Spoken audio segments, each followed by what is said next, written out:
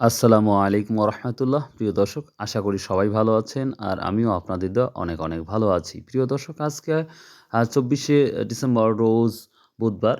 আসলে প্রকৃতপক্ষে আজকে তেমন কোনো আমাদের আশপাশে ধানের কোনো বাজার নেই। তারপরেও আমি চেষ্টা করতেছি যে ধানের কোনো তথ্য দেওয়া কি যায় কিনা সেটা নিয়ে আলোচনা করব একটু।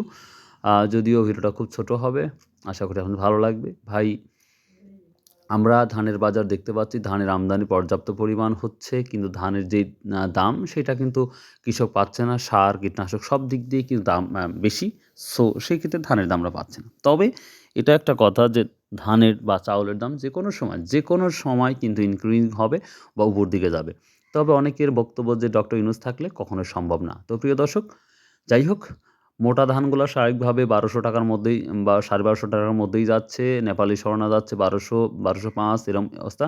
কুটি স্বর্ণা ১১৫০, ১১৬০ এই যাচ্ছে। ২৯ ধান ১৩০০, ১৩৫০, ১৩৮০ এই অবস্থা এবং আ মিনিকেট যাচ্ছে সর্বোচ্চ ১৮০০, ১৮৫০, রড মিনিকেট যাচ্ছে ১৫০০, ১৫৫০ এবং কোয়ালিটি ভেবে বিভিন্ন দাম যাচ্ছে। তো প্রিয় দর্শক, এই ছিল ছোট্ট একটি ধানের ভিডিও। অবশ্যই আপনারা কমেন্ট করবেন ইনশাআল্লাহ। বাই।